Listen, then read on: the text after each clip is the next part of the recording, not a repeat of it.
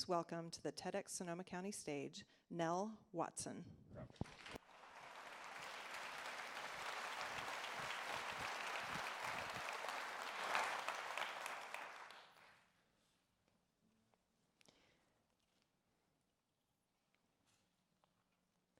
We're living in a new age of synthetic biological organisms and simulated life.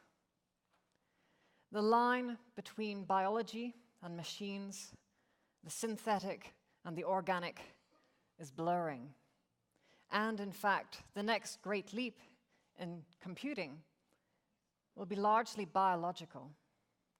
Techniques such as DNA origami are enabling tiny little structures to be created out of the very building blocks of life itself. These are creating tiny little nanorobots that can enter the bloodstream and today are being used for such purposes as curing leukemia in human adults or for pioneering antiviral therapies.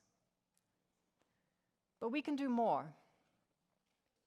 These tiny little robots are also computers, and in aggregate, they can create a distributed computer inside an organism. Today, you're probably joined at the hip with your smartphone. I know I am. But it won't be very long before we carry our smartphones, as it were, within the very fiber of our beings. But what really intrigues me is when we take these internal computers and we run an AI on them. When we have a co-pilot that walks every step of our life alongside us. A kind of a digital sidecar that we carry along and that collects, analyzes, and perhaps eventually begins to understand all of our subjective experiences. Each of us can be like a digital Adam or Eve and give birth and nurture a young intelligence within ourselves.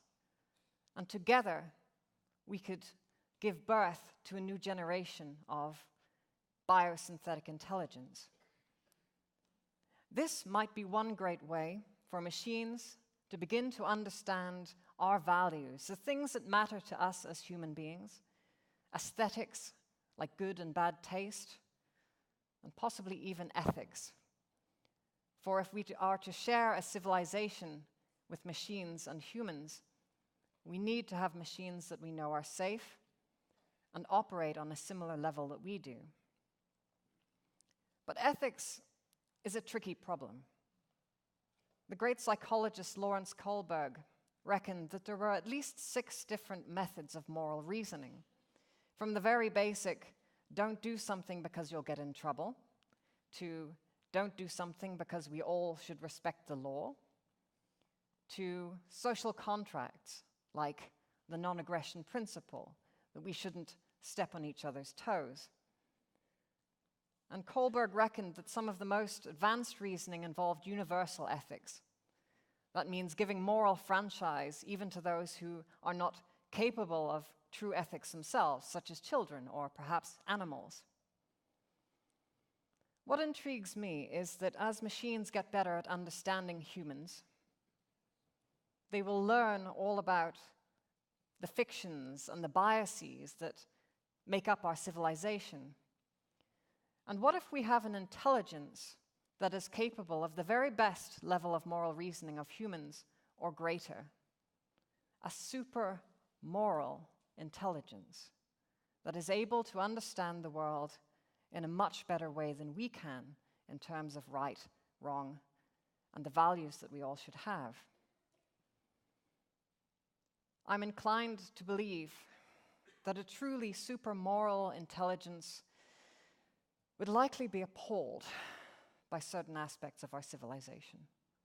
Not all. There is much that is great in humanity. But there is also so much violence within our civilization. Violence to each other, violence to children, violence to other sentient beings. If we exterminated humans at the same rate that we exterminate animals, we would all be gone in just 17 days. How will a supermoral intelligence look upon us quasi-sociopathic beings? It's an interesting conundrum. I don't believe that such a supermoral being would want to punish us. What is the point of punishment for people that cannot understand the wrong that they do? I think instead it would try to enlighten us, to take us to a better stage, a better level of moral understanding. How might this be accomplished? I think that craniopagus conjoined twins might be able to give us some insights. These are very rare conditions, but scientists have detected in some instances where twins are conjoined at the brain, there can be such a thing as a thalamic bridge. It's a piece of tissue that connects the brains. And what it means is that one twin might eat a cookie and the other one can taste it. Or one twin feels joy or excitement and the other twin feels the same.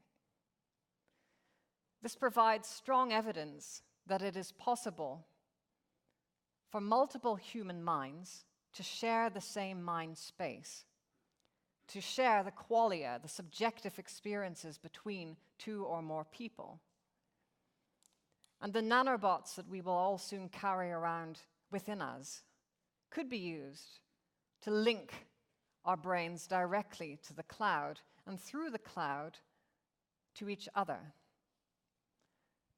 We can create nanobot-mediated empathy gates within all of our minds and create a worldwide empathy network so that we all understand the feelings of each other. We all can understand how our perspectives are different, and yet all of us are fundamentally the same. We all have value, and all of us can share in this network together. I ask you, what is the profit of wickedness if we instantly feel the damage that we do to other people?